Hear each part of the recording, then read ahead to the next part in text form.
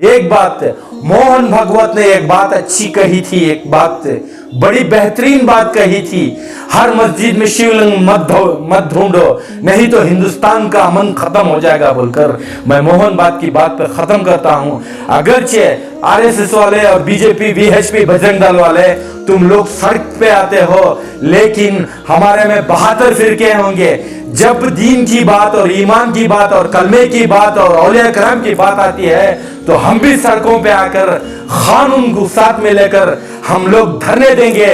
तो तुम्हें मालूम पड़ेगा हिंदुस्तान के 40 करोड़ मुसलमान अगर से सड़क पे आ गए तो संसद भी बंद हो जाएगा, तुम्हारे जेलें भी भर जाएंगी और कानून मजबूरन हक में फैसला करना पड़ेगा।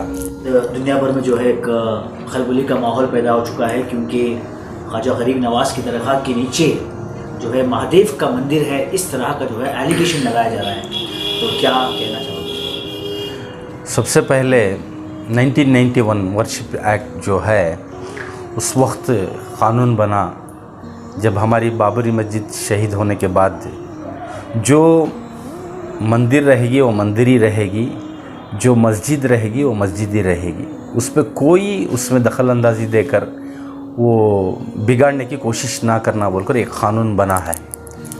और वो क़ानून जो बाबरी मस्जिद शहीद हो जाने के बाद मुस्लिम पर्सनल लॉ बोर्ड की तरफ से लायरें रखे, वो कुछ हुआ। हमने तो बाबरी मस्जिद हम गंवा चुके हैं, लेकिन हमारी खामोशी आज, हमारे कौम की खामोशी आज हमारे हर दरगाहों पर, हर मस्जिदों पर, हर खानखाहों पर ये लोग शरारत कर रहे हैं। सुल्तान हिंद ख्वाजा गरीबुल नवाज़ रहमतुल्लाह अलैह हिंदुस्तान के अंदर जब आने के बाद अगरचे दीन फैला हुआ है, सहाबा भी आकर हैं, लेकिन तेज़ी से दीन फैला सुल्तान हिंद ख्वाजा गरीबुल रहमतुल्लाह अलैह। कई लाख लोग उनकी इस पर ईमान में आए, कलमा पढ़े, लेकिन अगरचे सुल्तान हिंद ख्वाजा गरीबुल नवाज़ रहमतुल्लाह अलैह हिंदुस्तान के अंदर नहीं आते, सुल्तान हिंद नहीं रहते, तो आज हमारे सब नाम दूसरे रहते थे। रंगप्पा, मुन्नियप्पा, चिन्नप्पा, मोदी बोलकर नाम रहते थे।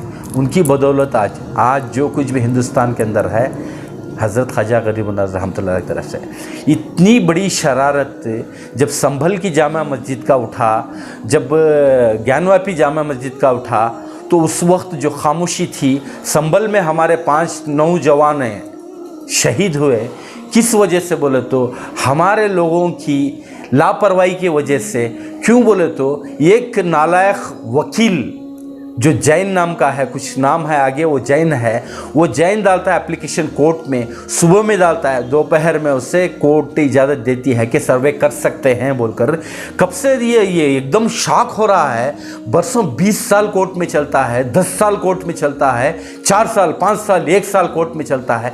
एक दिन में इतना फास्ट बोले तो जज साहब वाकई उसकी तारीफ करना है। क्यों बोले तो कितने की रेपिस्ट जेल में है, इसी जज को बिठाकर ये जितने भी आरएसएस बीजेपी के लीडर जो रेप कर जो हत्या कर मासूमों का खून कर जो जेल में है, इसकी ये जज के हाथ में दे दो कि फांसी की सजा हो जाए। जैसा मुसलमानों के जायदाद के ऊपर ये जो ऑर्डर पास कर रहा है, वो ऑर्डर पास से इस पे करा तो हिंदुस्तान का क्राइम ख़त्म हो जाएगा, कोई कानून हाथ में नहीं लेगा।